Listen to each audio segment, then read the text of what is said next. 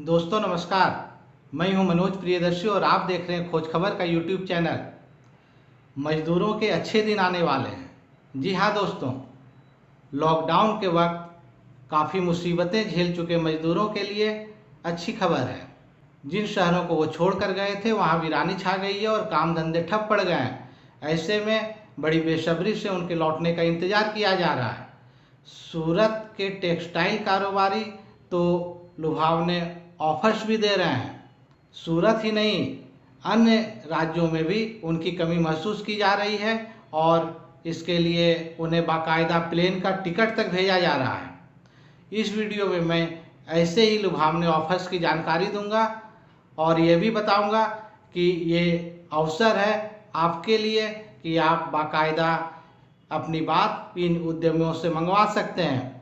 इन offers की जानकारी के लिए इस वीडियो को अंत तक देखें। आप सबसे गुजारिश है कि यूट्यूब चैनल खोज खबर को सब्सक्राइब जरूर कर लें।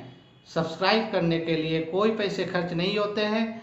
इससे मुझे आपके लिए अच्छे वीडियो बनाने के लिए उत्साह जरूर मिलता है। टेक्सटाइल सिटी सूरत इन दिनों काफ़ी परेशान है। परेशानी की वजह दोहरी है। एक तो कोरोना संकट के कारण कारोबार बिल्कुल ठप पड़ गया, दूसरी कि काम करने के लिए मजदूर ही नहीं मिल रहा है। लॉकडाउन के समय जब मिले और मार्केट बंद हो गए तब यहाँ काम करने वाले लाखों श्रमिकों के सामने रोजी रोटी का संकट खड़ा हो गया।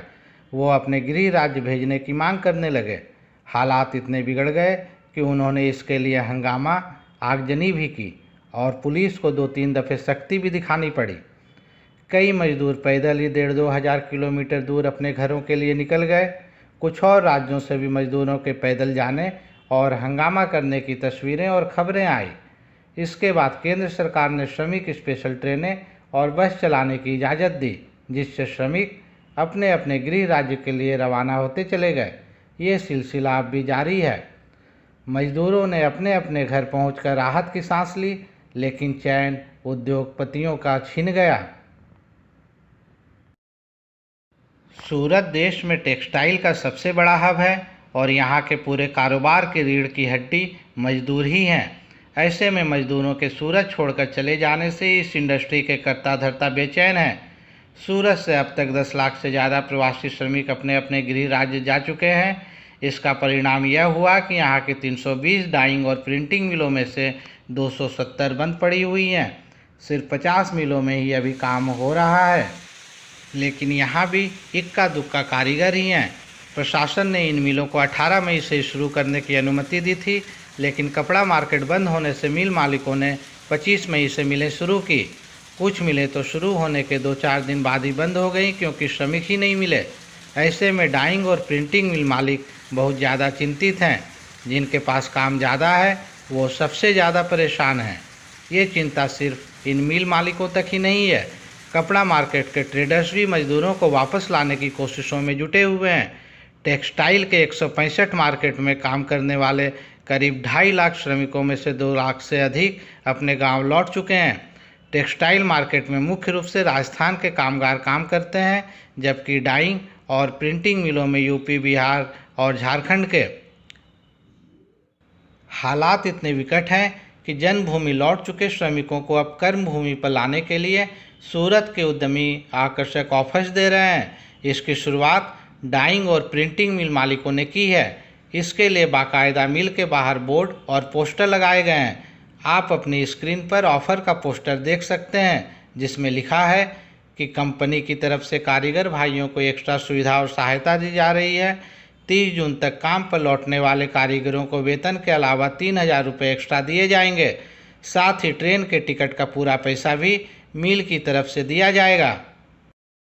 कई और मिल मालिक भी ऐसे ऑफर्स दे रहे हैं और इसकी जानकारी ठेकेदारों, मैनेजरों और अन्य माध्यमों से मजदूरों तक भी पहुंचाई जा रही है।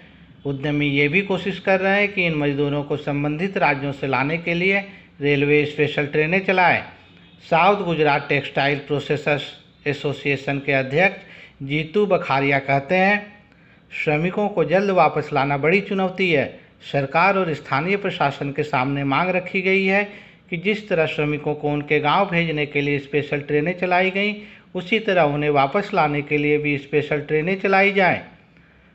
वहीं एक अखबार में छपी रिपोर्ट के अनुसार अंजनी इंडस्ट्री के प्रमुख विवर्स विजय मांगूकिया ने कहा कि जब श्रमिकों को ट्रेन से उनके गांव भेजा जा रहा था तब कलेक्टर से मांग की गई थी कि उन्हें रोक लिया जाए। आगामी सप्ताह में डिमांड बढ़ने से वीविंग इंडस्ट्री की परेशानी और बढ़ जाएगी।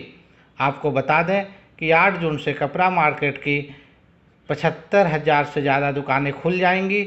ऐसे में अगर श्रमिक नहीं लौटे तो पूरी इंडस्ट्री के लिए बड़ा संकट खड़ा हो जाएगा। उद्यमी उम्मीद कर रहे हैं कि जून के तीसरे या चौथे हफ्ते से ये मजदूर सूरत लौटने लगेंगे और जुलाई से कारोबार गति पकड़ लेगा। अगर श्रमिक नहीं आते हैं तो उनके लिए और भी लुभावने ऑफर्स लाने की सुगबुगाहट है।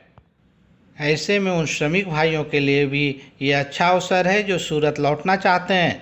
वो लौटने के लिए अपनी बात इन उद्यमियों से मनवा सकते हैं और अपनी आर्थिक स्थिति बेहतर कर सकते हैं। महाराष्ट्र, कर्नाटक, दिल्ली, तेलंगाना और अन्य राज्यों में काम करने वाले श्रमिक भाई भी इस मौके का फ़ायदा उठा सकते हैं। जैसे हैदराबाद के एक बिल्डर ने मजदूरों को वापस लाने के लिए उन्हें फ़्लाइट का ही टिकट भेज दिया। इसके अलावा भी कुछ और सुविधाएं दी। हालांकि इस मामले में खोज खबर चैनल का मत है कि घर लौटे मजदूर भाइयों को उनके गृह राज्यों में ही काम मिल जाए तो इससे अच्छी बात कोई और हो ही नहीं सकती। सुप्रीम कोर्ट ने भी सभी राज्यों को घर लौटे मजदूरों का रजिस्ट्रेशन और काउंसलिंग कर वहीं रोजगार देने की व्यवस्था करने का निर्देश दिया है। दोस्तों, आपको यह वीडियो अच्छा लगा हो तो चैनल खोज खबर को सब्सक्राइब कर लें, वीडियो को शेयर जरूर करें। धन्यवाद। जय हिंद, जय भारत।